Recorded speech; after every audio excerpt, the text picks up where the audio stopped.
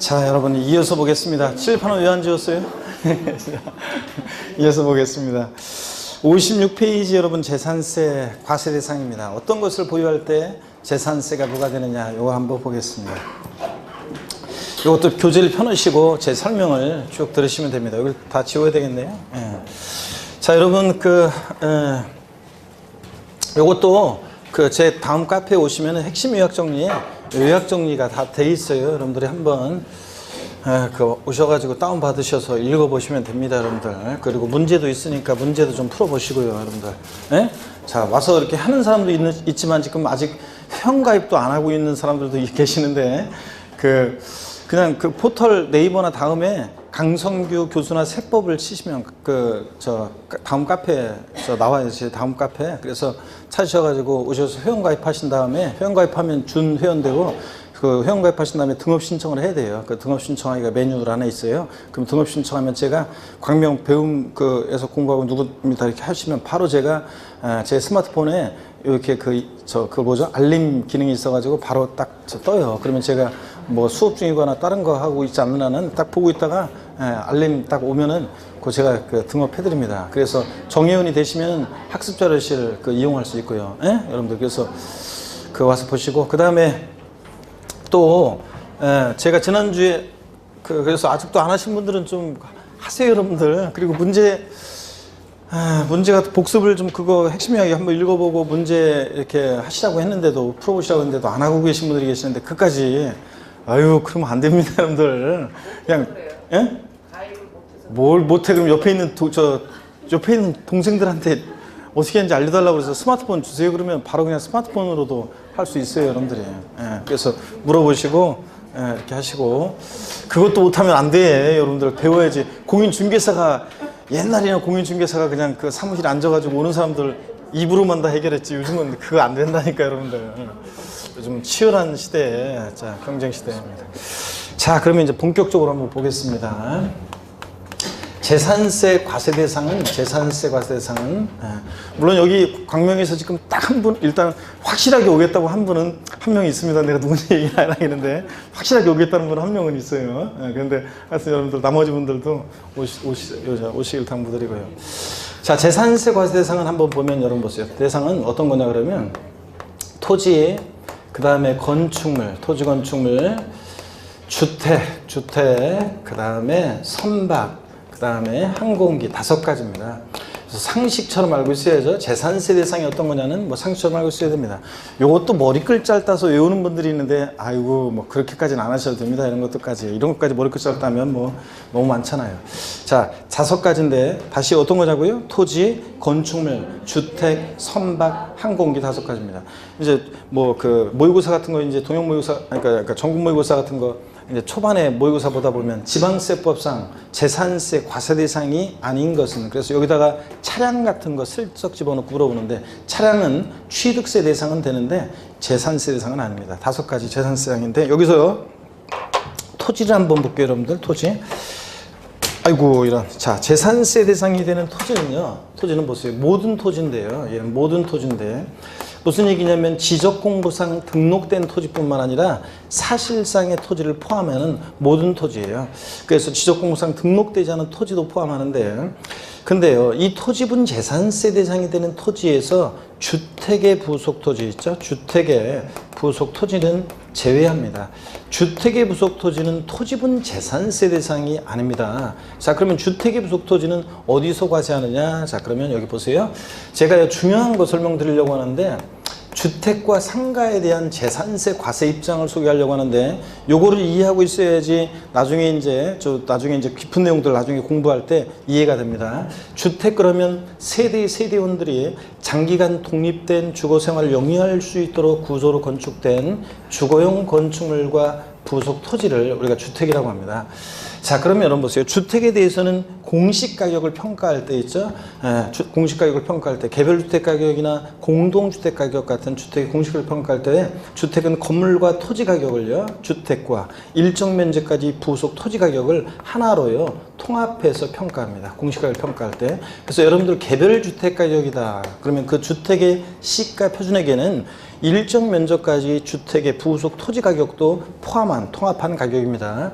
그리고 과세할 때 통합해서 과세하는데 주택은 주택과 일정 면적까지 부속 토지를 주택분 재산세 대상으로 이렇게 통합해서 과세합니다. 주택분 재산세 대상으로. 그 다음에 자, 상가 있잖아요. 상가는 보세요. 상가는 상가의 건물과 그 다음에 부속 토지가 있어요. 그러면 상가는 자, 상가의 그 공시가격을 평가할 때 이거 토지라고 써놨네 제가. 상가의 건물과 일정 면적까지 토지가 있잖아요. 그러면 상가의 건물 부분은 건물 가격만 따로 공시가격을 평가합니다. 개별 평가예요. 자, 그리고 또 상가 토지는 토지 가격 공시가격을 따로 평가합니다. 그래서 과세할 때도 개별 과세하는데 상가의 건축물 부분은 건축물분 재산세 대상으로 과세하고요. 그 다음에 상가 토지는 토지분 재산세 대상으로 따로 이렇게 과세합니다, 여러분. 자, 이렇게 해서 요 개념이 항상 머릿속에 있어야 돼요. 주택은 건물과 토지를 어떻게 한다? 하나로 평가하고 하나로 과세하고, 상가는 건물과 토지 가격을 따로따로 평가하고 따로따로 과세한다. 이게 항상 머릿속에 있어야 됩니다. 자, 그럼 다시요. 자, 토지분 재산세 대상이 되는 토지에서 주택의 부속 토지는 제외한다고 했는데, 주택 부속 토지는 어디서 과세합니까? 주택분 재산세 대상으로 과세하니까 토지에서 제외하고, 또 건축물 있잖아요. 자, 요 건축물 재산세 대상이 되는 건축물은 건축법상의 건축물이요. 건축법상 건축물. 그러니까 우리가 알고 있는 건물 있죠? 이것뿐만 아니라 건물과 독립한 시설물 있잖아요. 건물과 독립한 시설물도 대상이 됩니다. 건물과 독립한 시설물의 대표적인 예는요, 레저 시설, 급수배수, 도관 시설 같은 시설물인데 그 중에서 대표적으로 골프 연습장 하나 딱 기억하면 돼요. 일정한 요건을 갖춘 골프 연습장은요, 이런 시설물은 취득세 대상도 되는데 골프 연습장은 재산세 대상도 됩니다. 그래서 골프 연습장을 취득한다, 취득세부가 되고, 골프 연습장을 보유하고 있을 때 재산세도 과세가 됩니다. 골프 연습장 이런 시설물도 대상이 되고, 또 이 건축물에는 무허가 건축물은 포함하겠습니까? 제외하겠습니까? 무허가 건축물은 재산세 대상이 돼야 안 돼요? 당연히 되지. 여러분, 실질과세원칙 아까 사실주의과세 했잖아요. 재산세는 등기되지 않아도, 등록되지 않아도, 허가받지 않아도 과세가 됩니다. 지적공부상 등록되지 않은 토지 대상입니다. 건축법상 허가받지 않는 건축물 대상이 됩니다, 여러분들. 자, 그 다음에 주택이요. 주택이라는 것은 세대원들이 독립한 주거생활 영위할 수 있도록 건축된 주거용 건축물과 부속 토지를 말합니다. 주거용 건축물과 부속 토지를 말해요. 그런데 시험에서는 이걸 어떻게 바꿔서 낼 수 있냐? 재산세 대상이 되는 주택이란 부속 토지를 제외한 주거용 건축물만을 말한다. OX예요. X입니다. 부속 토지 포함하고요. 별장 있죠? 자, 사치성 재산에 해당하는 별장도, 자, 사치성산이라 재산세에서 고율의 세율을 적용한다는 것 뿐이지 주택분 재산세 대상에 포함해서 과세합니다. 주택. 그 다음에 선박항공기는 그냥 대상이라는 것만 하시면 됩니다. 다시요. 재산세 대상은 5가지 어떤 거라고요? 토지, 건축물, 주택, 선박, 항공기. 토지, 모든 토지, 지적공부상 토지뿐만 아니라 사실상의 토지를 포함하는데, 다만 주택의 부속 토지는 토지분 재산세 대상이 되는 토지에 포함한다, 제외한다? 제외하고, 건축물, 건축법상의 건축물뿐만 아니라 골프연습장 같은 시설물도 대상이 되고, 무허가 건축물 대상이 된다는 거. 자, 주택 그러면 주거용 건축물 부속 토지인데, 주택은 항상 고개를 드시고 주택과 일정 면적까지 토지 가격을 하나로 평가하고 과세할 때도 하나로 과세한다는 거. 상가는 건물과 토지 따로따로 가격 평가하고 따로따로 과세하고. 아셨죠? 다음에 선박과 항공기는 그냥 대상이 된다만 하시면 됩니다. 교재보입니다. 56페이지. 자, 2번 과세 대상입니다. 재산세는 토지, 건축물, 주택, 항공기 및 선박을 대상으로 한다. 재산세 과세 대상 물건이 공부상 등재 현황과 사실상 현황이 다른 경우에는 무엇에 따라서 사실상 현황에 따라 재산세 부과하고요. 토지란 공간 정보의 구축 및 관리에 관한 법률에 따라 지적공부의 등록 대상이 되는 토지와 그래서 지적공부의 등록 대상이 되는 토지와 밑줄이요. 그 밖에 사용되고 있는 사실상의 토지를 말한다. 밑줄이요. 그래서 공유수면 매립간척한 다음에 준공인가전에 사실상으로 사용하는 토지도 포함입니다. 실질과세원칙상. 다만 밑줄이요. 또 주택의 부속 토지는 토지분 재산세 대상에 포함한다, 제외한다? 제외한다. 주택분 재산세 대상으로 과세하니까. 그리고 이제 보충 내용, 토지 과세 대상 구분은 이따 말씀드릴 거고요. 57페이지 양가로 2번 건축물입니다. 건축물이란 건축 복성에 따른 건축물과 토지 정착하거나 지하 또는 다른 구조물에 설치하는 레저 시설, 여기다가 돼지꼬리 땡야에서요 골프 연습장 등 이렇게 써놓으세요. 골프 연습장, 일정한 요건을 갖춘 골프 연습장, 레저 시설에다가 돼지꼬리 땡야에서 거기에 두 번째 줄 중간에 건축물에서 레저 시설에다가 돼지꼬리 땡야에서 골프 연습장 같은 레저 시설, 저장 시설, 독거 시설 같은 이런 시설물과 이와 유사한 시설물을 말한다. 다만 주택용 건물은, 주거용 건축물은 포함한다, 제외한다? 제외합니다. 왜냐? 주택분 재산세 대상이니까. 양가로 3번 주택입니다. 주택이란 주택 복성에 따른 주택을 말하는데 이 경우 토지와 건축물 범위에서 주택은 포함한다, 제외한다? 제외한다. 자, 그 다음에 주택은 건축물이나 토지 대상에서 제외하여 별도의 대상이 된다. 동그라미 니은 번입니다. 주택의 부속 토지 경계가 명백하지 않다 그러면 그 주택 바닥 면적의 몇 줄입니다. 몇 배요? 10배까지를 주택의 부속 토지로 봐서 주택분 재산세 대상으로 과세합니다. 그러면 주택의 부속 토지 경계 불명하다, 바닥 면적의 10배까지는 주택분 재산세 대상으로 주택과 하나로 통합해서 하나로 과세하는데 10배를 넘는 부분의 토지는 일반 토지분 재산세 대상으로 과세하겠다는 그런 의미입니다. 이게 10배까지는 주택의 부속 토지로요. 자, 보충 내용에 주택이 뭔지 설명이 되어 있고 읽어보시면 되는 거고, 그 다음에 다가구 주택과 관련한 이런 내용들은 꼭 아셔야 되는 내용이지만 다음에 설명드립니다. 여러분 주택법에서 이제 공법에서 다가구 주택, 단독주택인데 우리 세법에서는 재산세에서, 지방세에서 공동주택처럼 취급해서 과세하는데 어떤 의미인지 나중에 배웁니다. 겸용주택도 주거와 주거 이외 용도에 겸용되는 겸용주택, 여기 어떤 건지 어떻게 판정하는지 나중에 말씀드립니다. 우리가 흔히 상가주택 같은 거 있잖아요. 자, 뭐 1층은 상가고 2층, 3층은 주택입니다. 이런 상가주택을 갖고 있을 때 주택으로 보면 주택과 토지를 일정 면적의 토지를 하나로 평가해서 하나로 주택분 재산세로 과세하는데 이걸 상가로 보면 건물과 토지 따로따로 평가해서 따로따로 과세하잖아요. 세율도 다르고요. 그렇기 때문에 이 겸용주택을 주택으로 보느냐 상가로 판정하느냐에 따라서 재산세는 확 달라지겠죠. 그래서 어떻게 이걸 판정하느냐, 이것에 관해서 나중에 이제 이걸 배우게 됩니다. 지금은 신경 쓰지 마시고요. 여러분들 참고적으로 그 주상복합 아파트 같은 거 있잖아요. 1층부터 예를 들어서 뭐 10층까지는 상가, 그 다음에 그 뭐 11층부터 30층까지는 아파트, 이런 거 있잖아요. 이런 건 겸용주택이 아니에요. 이런 거는 위에 아파트는 아파트고 밑에 상가는 상가예요. 그래서 이런 거하고 주상복합 아파트 그런 거하고 헷갈리면 안 돼요. 이건 이제 여기서 말하는 겸용주택은 우리가 흔히 상가주택 같은 거 생각하시면 되고요. 나중에 배웁니다. 자, 양가로 4번 선박관공기는 그냥 대상이란 것만 아시면 돼요. 선박이란 뭐 기선, 범선, 부선 및 그 밖에 명칭에 관계없이 모든 배를 말하고 줄글 필요 없어요. 항공이란 사람이 탑승 조종하여 항공에 사용하는 비행기, 비행선, 활공기, 회전익 항공기, 날개 돌아가는 항공기니까 뭐겠습니까? 헬리콥터 뭐 이런 것들 다 대상이 된다. 이렇게 한번 읽어보시면 됩니다. 그래서 재산세 대상 5가지 소개해드렸습니다. 토지 그 56페이지 토지 과세 대상 부분이 있잖아요. 재산세 대상이 되는 모든 토지를 몇 개 유형으로 나누는데 이때 어떤 기준에 의해서 토지용을 나누는지 있잖아요. 요거 이제 살짝 요거만 좀 말씀을 드릴게요, 여러분들. 자, 어떤 얘기냐? 이쪽 한번 보겠습니다, 여러분. 재산세 토지 유형을 어떻게 나누는지 한번 소개해 드리겠습니다. 한번 보세요, 여러분들.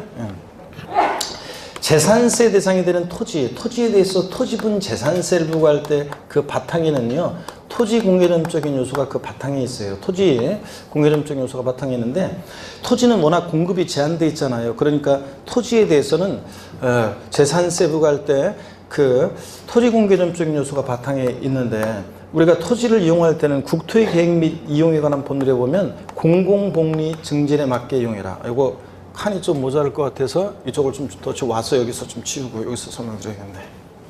그래서 보세요. 자, 토지공개념적인 요소를 그 바탕에 깔고 있는데요. 토지공개념적인 요소를 그럴 때 국토의 계획 및 이용에 관한 법률에 보면 토지를 이용할 때는 공공복리 증진에 맞게 이용해라. 지 땅이라고 지가 멋대로 이용하면 안 된다. 그 다음에 또 땅덩어리 작고 인구 많은 나라니까 효율성 있게 이용해라. 효율적으로. 또 그 다음에 잘 이용한 다음에 자선 만대 물려줘야 되니까 자연환경 보존에 유의하면서 이용해라. 이렇게 얘기하고 있습니다. 이걸 바탕으로 해서 토지분 재산세를 부과하는데 재산세 대상이 되는 토지는 아까 얘기했어요. 모든 토지입니다. 지적공부상 토지뿐만 아니라 사실상의 토지를 포함하는 모든 토지인데 이 모든 토지를 자 똑같이 면적 똑같다고 농지나 나대지나 잡종지 공장용지나 세금 똑같이 부과할 수 없으니까 토지 이용 모습에 따라 토지용을 나누는데요. 먼저 생산과 관련한 생산 관련 토지 이용 모습도 있고요. 또 생산된 것을 소비자들에게 유통시켜주는 유통 상업적 목적의 토지 이용 모습도 있습니다. 자, 그 다음에 또 지상에 건축물이 없는 땅이요. 지상에 건축물이 없는 땅, 나대지 같은 토지 이용 모습도 있고요. 또 잡종지 같은 토지 이용 모습도 있습니다. 여러분 잡종지가 어떤 건지는 여러분이 지적법에서 이제 배우시는 거고요. 그 다음에 사치성 재산 토지, 사치성 재산 토지다 그러면 어떤 게 있냐면 대표적으로 고급 오락장용 토지나 그 다음에 골프장용 토지 같은 게 있습니다. 자, 이런 토지들은 사치성 재산 토지죠. 그래서 재산세 대상이 되는 모든 토지를 토지용 모습에 따라 이렇게 나눠요. 그럴 때 생산 관련 토지로서 대표적인 토지용 모습은 어떤 게 있냐면 농지, 그 다음에 목장용지, 그 다음에 예외적인 임야가 있습니다. 자, 여러분 보세요. 여기에 제가 이 임야에다가는 꽃 표시를 했는데 왜 그러냐면 여러분이 어디 시골에 임야를 갖고 있다 개인이나 법인이 그러면 그 임야는 나대지 잡종지처럼 취급해요. 여러분이 어디 시골에 임야 갖고 있으면 개인이나 법인이 수여하는 일반적인 임야는 나대지 잡종지처럼 취급하는데 제가 꽃 표시한 임야는 나중에 기본서 나오면 이제 쭉 보게 될 건데 법에 열거되어 있는 일정한 공익 목적의 일정한 임야들이 있어요. 열거되어 있는 그런 임야들은 농지 목장과 함께 낮은 세율을 적용합니다. 미리 말씀드리면 0.07%의 재산세 세율을 적용하고요. 그 다음에 또 공장용지 같은 게 있어요. 자, 공장용지 같은 이런 것들은 또 역시 토지 이용 모습이 사회적인 기여도와 효용 가치가 있고 생산과 관련되어 있기 때문에 낮은 세율을 적용해요. 근데 농지 목장보다는 공장은 세율을 좀 요거 자연환경은 좀 해치면서 이용하니까 세율이 조금 높아요. 0.2%. 그렇지만 여전히 얘네들은 낮은 저율의 세율을 적용하는 거죠. 그래서 낮은 저율의 세율을 적용해서 자, 다른 토지와 합산하지 않고 분리해서 과세하는 저율 분리 과세 대상 토지로 구분합니다. 그래서 자, 저율 분리 대상 토지로 구분하는 토지들이 어떤 게 있냐? 농지, 목장, 예외적인 임야, 공장용지 같은 이런 것들이요. 농지, 목장, 예외적인 임야, 공장용지는 어느 형의 토지로 구분한다고요? 저율 분리 대상 토지로. 자, 그 다음에 계속 봅니다. 필기하지 말고 설명을 들으세요. 그 다음에 유통 상업적 목적 토지로서 대표적인 토지용 모습은 어떤 게 있냐면 상가나 사무실 같은 일반 건축물의 부속 토지예요. 상가나 사무실 같은 일반 건축물의 부속 토지는 자, 얘네들끼리 잘 보세요. 별도로요 모아요. 그래서 별도로 얘네들끼리 모아서 당해 시군구 관할구역 내 이런 상가 토지들은 소유자별로 합산해서 과세하는 별도 합산 과세 대상 토지로 구분합니다. 여러분 합산한다는 것은 합산한다는 것은 우리 재산세 원칙 물세인데 예외적으로 토지의 경우에 인세력 성격이 있다고 그랬죠? 합산과세 하잖아요. 그래서 당해 시군구 관할구역 내 얘네들 같은 유형끼리 자 별도로 모아서 합산한다 그런 얘기입니다. 별도 합산 대상 토지로요 과세하고 그 다음에 나대지 잡종지 같은 이런 것들은요 짬뽕이잖아요. 그래서 종합적으로 얘네들끼리 모아서 합산하는 종합 합산 과세 대상 토지로 자 구분합니다. 그래서 역시 합산하니까 얘네들끼리 같은 시군구 관할구역 내 나대지 잡종지 같은 이런 것들은 또 역시 소유자별로 합산해서 과세합니다. 자 근데 다만요 잠깐 보세요. 다만 종합합산 대상 토지는 나대지 잡종지만 있는 게 아니라 보세요. 이 분리과세 대상 토지나 그 다음에 별도 합산 대상 토지에 해당하지 않는 나머지 토지는 다 뭐가 되느냐? 종합합산 대상 토지로 나대지 잡종지와 함께 과세합니다. 여러분 지적법에서 보면 토지 지목이 1번부터 아직 안 배웠네요. 1번부터 28번까지 28개 지목이 있습니다. 토지 지목은. 근데 28번이 잡종지고요. 1번부터 27번까지 지목에 속하지 않는 토지는 다 뭐가 됩니까? 28번 잡종지가 됩니다. 그래서 여러분이 나중에 공시법에 배우는 게 이거 토지 지목을 잘 모르겠다. 그 다음에 낯설다. 그럼 뭘 찍으라고 배워요? 잡종지 찍으라고 배우잖아요. 그런 것처럼 분리나 별도 합산 대상에 속하지 않는 나머지 토지는 다 뭐가 된다? 종합 합산 대상 토지로 구분합니다. 그 다음에 사치성 재산 토지로서, 사치성 재산 토지로서 고급락장, 골프장용 토지 같은 이런 것들은요, 토지 이용 모습이 토지 공개념에 반하잖아요. 필요 불가결한 토지 이용 모습이 아니잖아요. 그래서 얘네들은 높은 고율의 세율을 적용해서 다른 토지와 합산하지 않고 분리해서 과세하는 고율 분리과세 대상 토지로 구분합니다. 자, 근데 여러분 보세요.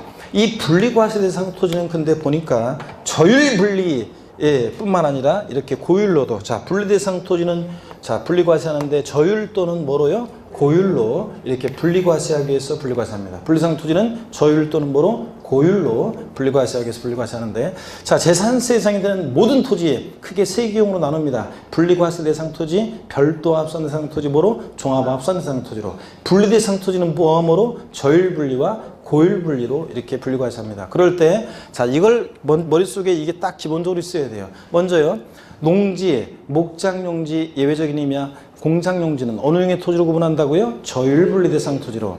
상가나 사무실 같은 일반 건축물에 부속 토지는 뭐로? 별도 합산 대상 토지로. 소리를 내면서 외워야지. 그 다음에 나대지 잡종지라든가 분리나 별도에 속하지 않는 나머지 토지는 뭐로요? 종합 합산 대상 토지로. 삽지성 재산 토지로서 고급락장, 골프장 토지는 뭐로? 고율 분리 대상 토지로 구분해서 과세한다는 거. 이걸 머릿속에 딱 여러분이 기억하고 있어야 되겠습니다. 그래서 우리가 별도는 합산 대상 토지는 뭐고 분리 대상 토지는 뭐고 그럴 때 이런 기준에 의해서 이렇게 토지 유형을 구분하는 겁니다. 그래서 토지분 재산세를 부과하는데 세율은요, 대체적으로 이렇게 높아져요. 저율 분리보다는 별도 합산이 높고요. 별도 합산 대상 토지보다는 종합 합산 대상 토지 세율이 높고요. 종합보다는 고율 분리 대상 토지 세율이 높아요. 고율 그러면 몇 프로 고율이냐 미리 말씀드리면 4%, 1,000분의 44%입니다. 이렇게 세율이 정돼요. 21회 시험 때 이런 응용 문제가 나왔어요. 다음 중 재산세 표준세율이 가장 낮은 것은, 세율이 제일 낮은 거 고르래요. 표준세율. 그때요, 과세표준금액이 얼마인 별도 합산 대상 토지, 과세표준금액이 얼마인 종합 합산 대상 토지, 또 공장, 또 목장 이런 게 나왔어요. 그럼 당연히 여러분 그 문제 봤을 때 저한테 배운 분들은 기초 이름부터 배운 거예요. 세율이 제일 낮은 건 뭐예요? 토지 중에서 제일 낮은 것은 토지 중에서는 저율불상 토지가 제일 낮은데 그 중에서도 어떤 게 제일 낮다? 농지, 목장, 예외적인 임야. 얘네들이 제일 낮은 거예요. 그래서 나중에 이것도 이제 007 빵이 4 비례수를 하면서 외울 건데 어떡하네. 농지, 목장이 제일 임야가, 예외적인 임야가 제일 낮은 거죠. 당연히 공장보다는 이게 제일 낮고 저율 분리가 제일 낮잖아요. 별도나 종합합산 이런 거보다 분리상이 제일 낮고, 분리상 중에서도 저율불상 토지 중에서 0.07% 농지, 목장 임야가 제일 낮거든요. 이건 맨날 이제 하는 거고. 그래서 당연히 문제 보고서 쉽게 고를 수 있는 문제였는데, 그래서 어떤 수강생분은 그냥 배운 대로 그냥 쉽게 목장 딱 찍은 사람이 있고, 보자마자 문제 대충 보고 어떤 사람은 과세표준금액이 얼마인 종합합산 대상 토지, 과세표준금액이 얼마인 별도 합산 대상 토지 이런 지문이 있으니까 과세표준금액이 5억일 때 종합합산 대상 토지는 세율이 어떻게 되더라? 이런 생각하고 있는 사람은 틀린 거고, 그냥 단순하게 이렇게 분리보다는 별도가 높고 별도보다는 종합합산 대상 토지 세율이 높고 종합보다는 고율분리 대상 토지가 높으니까 제일 낮은 거 저율분리, 이렇게 해가지고 푼 사람은 바로 문제 보고 딱 고를 수 있었던 문제였습니다. 아시겠습니까 여러분? 이렇게 요걸 먼저 딱 아시고요. 근데 여러분, 우리 교재에 나와 있는 내용은 지금 보지 마세요. 그 예외가 섞여져 있기 때문에 법령 내용이라 좀 헷갈리게 돼 있어요. 지금은 여러분 이렇게만 딱 토지용 구분은 알고, 제가 설명드린 대로만 알고 그냥 뒤에 나오는 내용들을 보시면 돼요. 그리고 나중에 기본서가 나오면 이제 이게 전부 얼마나 좋겠어요. 예외가 이제 엄청 많이 있어요. 무슨 얘기냐면, 토지용 구분은 이제 책이 이제 양이 많아요. 이제 여러분 보세요. 무슨 얘기냐면, 농사 짓는 땅이라고 해서 다 저율분리 대상이 되는 게 아니에요. 예를 들어서 보세요, 여러분. 서울 특별시 강남구 역삼동 상업지역에 있죠. 땅값 비싼 곳에 한 2,000평의 땅이 있는데 아침에 샐러리맨들 우르르 출근하는데 혼자서 거기서요 농사를 짓고 있습니다. 아침에 삽 들고 이른 아침부터 왔다 갔다 하면서 삽 들고 돌아다니면서 뭐 거기서 뭐 배추도 심고 무도 심고 뭐 상추도 심고 그러면서 비료 있죠 그런 것도 주고 거름 있잖아요 거름 냄새나 거름 같은 것도 막 뿌리고 막 아침부터 긁고 돌아다니고 있습니다. 그 땅값 비싼 데서. 그러면 보세요. 토지는 효율성 있게 이용하라고 그랬어요 아까. 그죠 여러분들? 그러면 자 그런 데서 농사 짓고 있으면 토지를 효율적으로 이용하고 있는 거예요? 아니지 여러분. 어떤 토지가 주거지역으로 용도가 지정이 되어 있다는 것은 그 토지는 주거적 용도로 이용할 때 토지 효율성이 극대화되고 어느 지역이 토지가 용도가 상업지역으로 용도가 지정이 되어 있으면 상업적 용도로 이용할 때 토지 효율성이 극대화된다는 거지. 그런 땅값 비싼 데서 농사 짓고 있으면 배추나 심고 있고 무나 심고 있으면 토지를 효율적으로 이용하는 게 아니니까 그런 데 있는 농지는 농지로서 인정하지 않아요. 그러면 원래 농지는 저율분리 대상 토지인데 농지로서 인정받지 못하는 그런 데 있는 농지는 어느 형의 토지로 과세하느냐?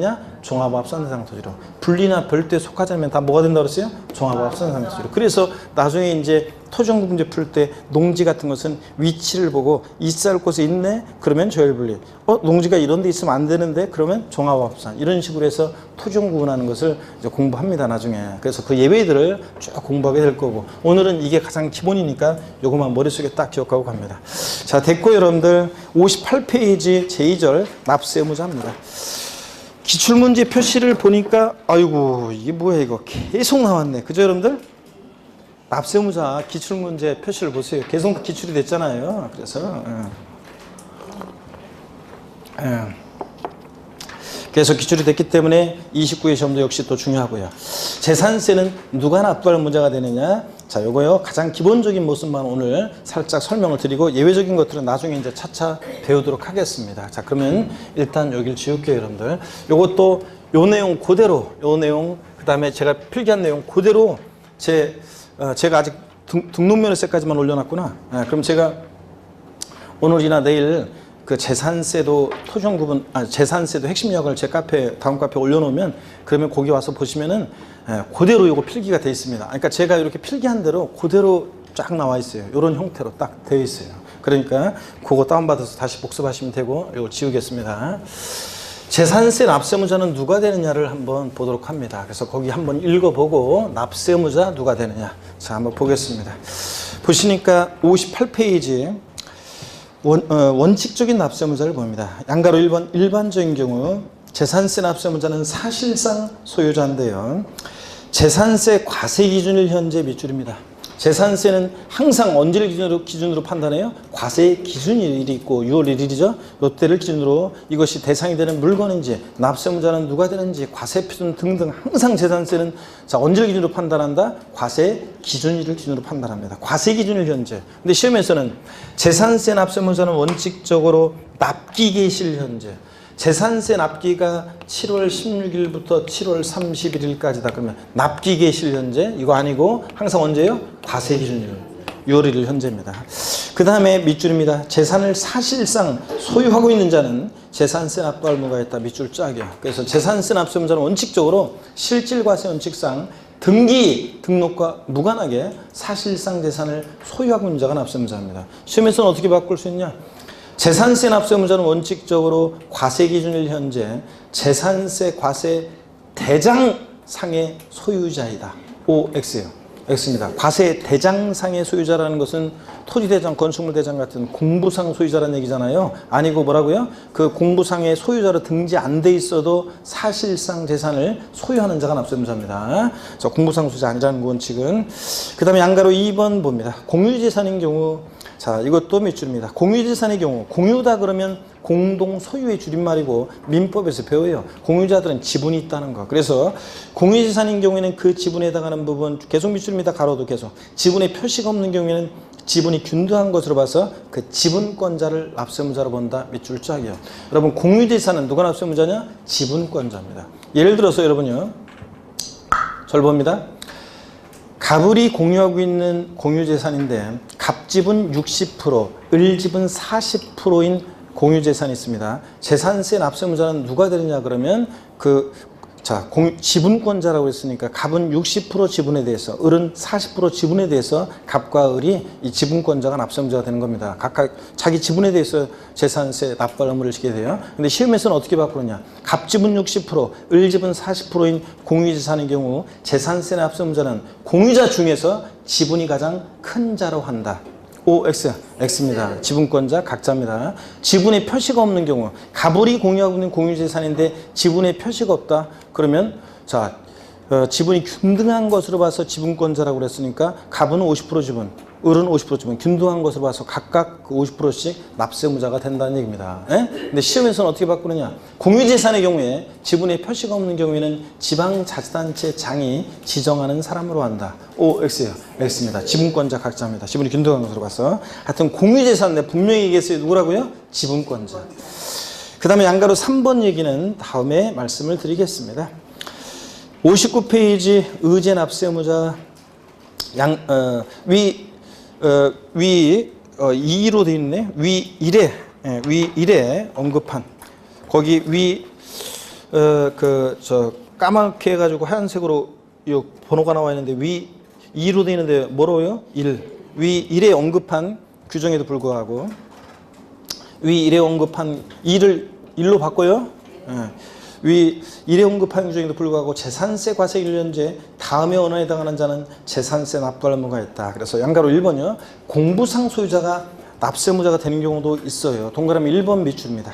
공부상의 소유자가 매매 등의 사유로 소유권의 변동이 되는데도 이를 신고하지 아니해서 사실상 소유자를 과세권자가 알 수 없을 때는 공부상 소유자를 납세의무자로 본다. 밑줄 쫙입니다. 그리고 어떤 얘기인지 말씀을 드리겠습니다. 자, 여러분 여기서 봅니다. 자, 어떤 얘기냐면 이런 얘기예요. 자, 재산세 납세의무자는 누가 되느냐? 재산세 납세의무자 누가 되느냐? 그러면 원칙적으로 재산세 납세의무자는 원칙적으로 과세기준일 6월 1일 현재요. 재산을 사실상 소유하는 자입니다. 원칙적으로 사실상 소유하는 자예요. 그래서 납기계실 현재 아니고 공부상 소유자이다. 재산세 과세 대장상의 소유자이다. X라고 했습니다. 원칙은 사실상 소유자입니다. 실질과세 원칙상 당연합니다. 등기등록과 무관하게 과세니까. 근데 예외적으로 공부상 소유자가 납세의무자가 되는 경우가 두 가지가 있습니다. 하나, 첫 번째 한 가지 권리의 변동이 있는데요. 권리 변동 등의 사실이 있는데 금방 우리가 줄근 게 이거예요. 권리 변동 등의 사실이 있는데 그 권리 변동 등의 사실을 신고하지 않아서 자, 과세권자가 사실상 소유자가 누군지 알 수 없을 때 예외적으로 재산세 납세의무자는 공부상 소유자가 됩니다. 그럼 여기 어떤 얘기인지 사례를 통해서 말씀을 드리겠습니다. 여기 어떤 건지 사례를 통해서요. 자, 한번 보세요, 여러분들. 예를 들어서요. 갑이라는 사람과 을이라는 사람이 부동산을 매매해요. 자, 매매하는데 예를 들어서 계약금, 중도금, 잔금을 을이 2018년 5월 31일 날 잔금을 치렀어요. 근데 소유권 이전 등기, 을 명의로의 이전 등기는 6월 20일 날 등기가 됐어요. 그러면 당연도 재산세는 매도인 갑이 될지 매수인 을이 될지 이 재산에 대한 재산세요. 누가 될지 문제되겠죠. 그럴 때 재산세는 언제를 기준으로 판단한다고요? 항상 과세 기준일을 기준으로 뭐든지 판단합니다. 과세 기준일을 봤더니 6월 1일 현재는 여전히 공부상으로는 누가 소유자예요? 갑이 소유자입니다. 그죠? 매수인은 6월 20일 날 매도인 갑이 납세의무자. 왜냐하면 6월 20일 날 등기가 됐으니까 6월 1일 현재 재산을 공부상 소유자로 등재되어 있는 사람은 누구예요? 갑. 근데 5월 31일 날 잔금을 치렀으니까 6월 1일 현재 이 재산을 사실상 자, 잔금 치르면 등기 전에 필요한 서류 넘겨받고 열쇠 딱 받았으니까 이 재산을 사실상 소유하는 자는 누구예요? 매수인 을입니다. 자, 그래서요.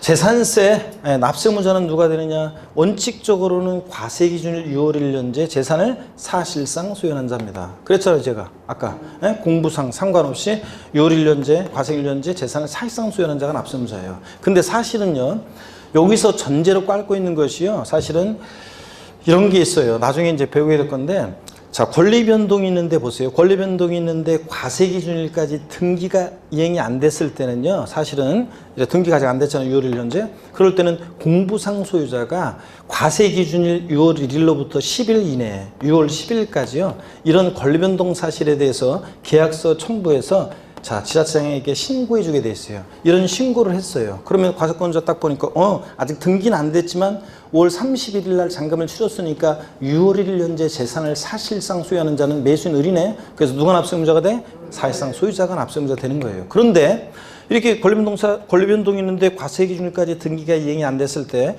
이런 권리변동 사실 공부상 소유자가 신고를 해줬어야 되는데 이런 신고를 안 했어요. 자, 그러면 과세권자는 언제 잔금 치러주고 이런 걸 모르잖아요. 자, 그럼 보세요.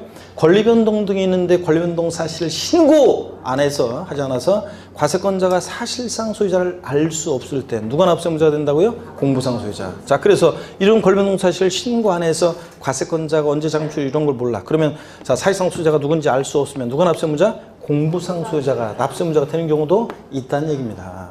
시험에서는 어떻게 바꿔서 나왔냐? 권리변동 등이 있는 경우에 권리변동 사실의 신고 여부와 관계없이 재산세 납세의무자는 사실상 소유자이다. O, X요. X입니다. 권리변동 사실의 신고 여부와 관계없는 게 아니에요. 권리변동 사실을 신고해서 사실상 소유자가 누군지 알 수 있으면 누구고? 사실상 소유자고 매수인. 자, 권리변동 사실을 신고 안 해서 사실상 소유자를 알 수 없으면 누구고? 공부상 소유자가 되는 거고요. 이해되십니까, 여러분? 자, 그래서 재산세는 원칙적으로는 하여튼 사는 사람, 매수인 입장에서는 잔금을 언제 치르는 게 좋다고 말씀을 제가 첫날 말씀을 얼핏 드린 것 같은데, 자, 사는 사람 입장에서는 6월 1일 날 안 돼요.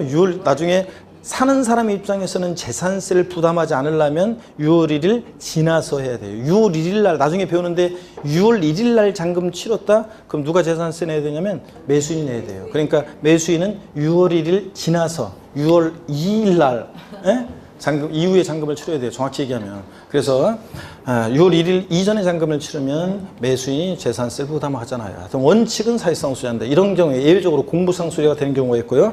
또 종중재산과 관련해서 공부상 소유자가 납세의무자가 되는 경우가 있습니다. 자, 그래서 종중 소유임을 이제 신고 안 했을 때 이제 되는 경우가 있는데 한번 보겠습니다. 교재. 그래서 그 공부상 소유자가 되는 경우 양가로 1번에서 동그라미 2번입니다. 공부상에 개인 등의 명의로 등재되어 있는 사실상의 종중재산으로서 종중소임을 신고하지 아니했을 때는 공부상 소유자를 납세의무자로 본다는 거, 이것도 밑줄이요. 자, 여러분, 실제는 종중재산인데 공부상 개인 명의로 등재되어 있어요. 종중소임을 신고를 안 해요. 그럼 과세권자 입장에서 이게 실제 종중재산인지 어떻게 알아요? 공부상 개인 명의로 등재되어 있고. 그러니까 누가 납세의무자? 공부상 소유자. 근데 법령에 반대속으로 종중소임을 신고했다. 자, 그러면 종중재산인지 과세권자 알게 됐으니까 재산세는 실질에 의해서 부과하니까 공부상으로는 개인 명의로 되어 있는데 실제는 종중재산이라고 신고해요. 그럼 종중이 납세의무자가 됩니다. 실질에 의해서. 종중소임을 신고 안 했을 때는 개인 명의로 등재되어 있는 종중재산, 종중소임을 신고 안 하면 누구고? 공부상 소유자. 종중소임을 신고하면 누구고? 종중이고. 그런 얘기입니다, 여러분. 집중력 떨어지는 분들이 계시는데, 큰일 났네. 제가 월요일 날인가? 월요일 날은 어떤 수강생분이 합격 후기를 이렇게 썼는데,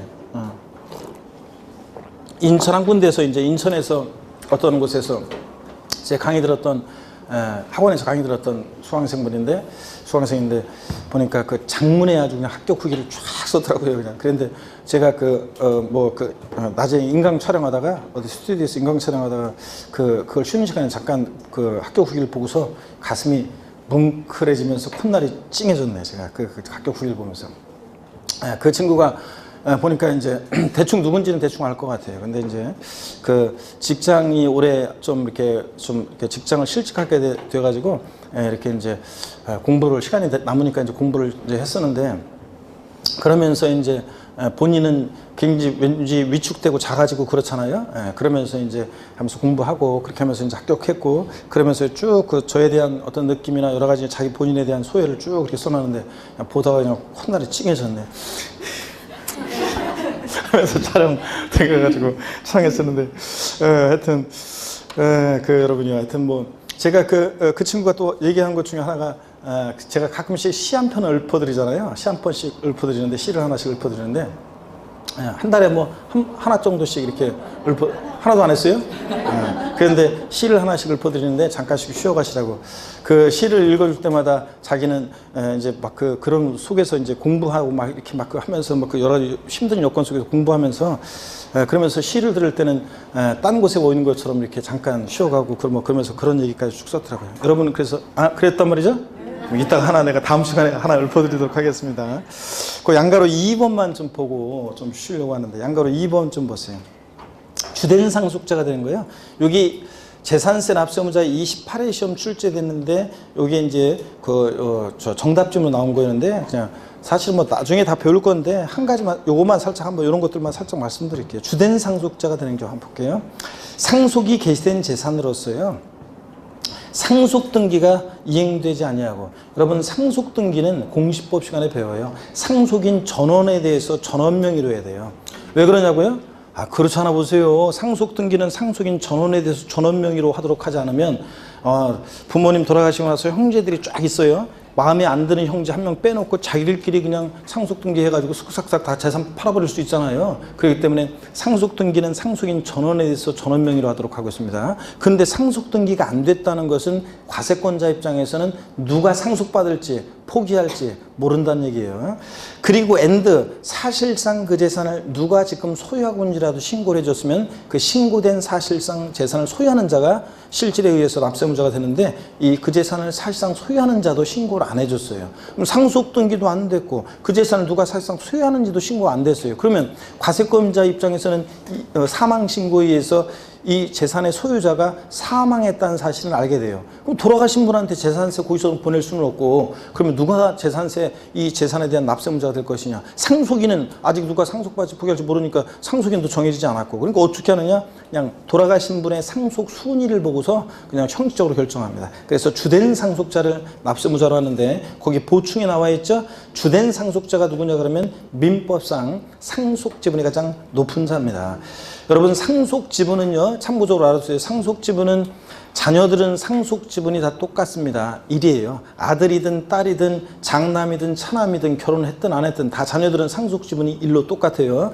근데 돌아가신 분의 배우자는 여기다가 5화를 가산해서 1.5예요. 그러면 자 돌아가신 분의 상속 순위에 배우자도 있고 자녀들도 쭉 있어요. 자 그러면 누가 주된 상속자가 돼요? 배우자가 주된 상속자가 되는 거고 재산세 납부함을 집니다. 근데 만약에 2번 보세요. 상속지분이 가장 높은 자가 2명 이상이면 그중 나이가 가장 많은 사람으로 한다. 그렇게 되는데 연장자. 그러면 배우자가 2명 이상일 일은 없고 그렇죠?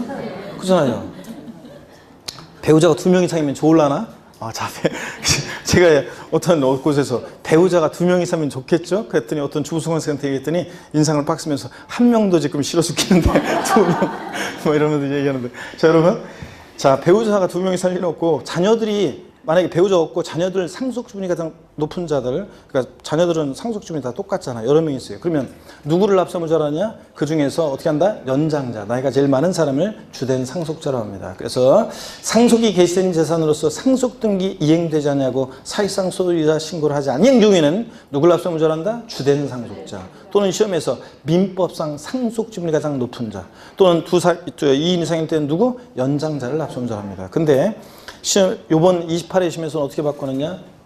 상속 개시된 재산으로서 상속등기 이행되지 아니하고 사실상 소유자 신고를 하지 아니한 경우에는 공동 상속인 각자가 재산세 납세의무자가 된다. 보세요. 공동 상속인 상속 등기 안 됐기 때문에 누가 상속받아서 포기할지 몰라요. 그러니까 공동 상속인 각자 아닙니다. 누구라고요? 주된 상속자. 민법상 상속지분이 가장 높은 자입니다. 그래서 거기 공동 상속인 아닙니다. 제가 그거 시험에 제가 내는 문제라든가 여러 가지 그런 거에 맨날 했던 거예요. 공동 상속인 아니라는 거 맨날 했었는데 취득세에서 이런 거 배웠어요. 이거 했나요 우리가? 상속으로 취득한 재산에 대해서 취득세 납세의무자는 누가 되느냐? 대한이, 민국이, 만세 얘기 드렸나요? 네. 상속으로 취득한 재산에 대해서 취득세 납세의무자는 그 상속인 각자가 공동상속인. 상속인 각자가 취득세 납세의무자가 돼요. 주된 상속자 X고요. 근데 재산세에서는 상속 개시된 재산으로서 상속 등기 이행되지 않고 사익상속자 신고도 안 됐다. 누가 납세의무자?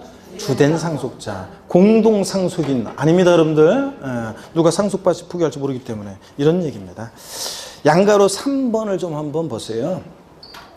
국가지자체, 지자체 조합과 이게 첫 번째 요건입니다. 자, 대시 끊고요. 국가지자체 반드시 무슨 법인과 그러면 안 돼요. 국가지자체, 지자체 조합과 끊고 재산세 재산을 대상 재산을 연부로 매매계약 체결하고 대시 끊습니다. 두 번째 요건입니다. 그냥 매매계약이 아니라 연부 매매계약 체결하고 그 재산의 사용권을 무상으로 받은 경우에는 끊습니다. 대시.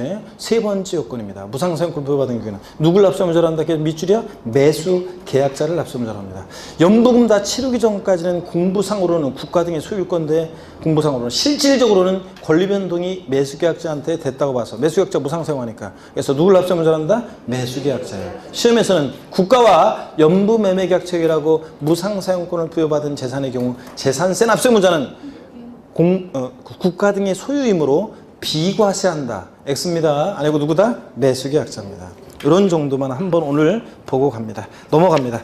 다시요. 그래서 60페이지 제3절 과세 표준과 세율. 자, 보기 전에 재산세 납세의무자는 절 보세요. 원칙적으로 과세 기준일 6월 1년제 재산을 뭐요? 사실상 소유하는 자입니다. 공부상 소유자 아니고. 예외적으로 그런데 공부상 소유자가 되는 경우도 있는데 권리 변동 등이 있는데 그 사실을 신고 안 해서 사실상 소유자를 알 수 없을 때 누가 납세의무자? 공부상 소유자. 사실상 종중재산인데 공부상 개인 명의로 등재되어 있을 때 종중소임을 신고 안 했을 때는 누가 납세의무자? 공부상 소유자. 이렇게 공부상 소유자가 예외적으로 되는 경우도 있다더라. 자, 이런 것들 아시고. 공유재산은 누가 납세의무자? 공유재산? 지분권자. 공유재산, 공유자들 지분이 있고 누구? 지분권자가 납세의무자다. 그랬잖아요. 일단 쉬겠습니다. 자, 쉬었다가 60페이지부터 보겠습니다.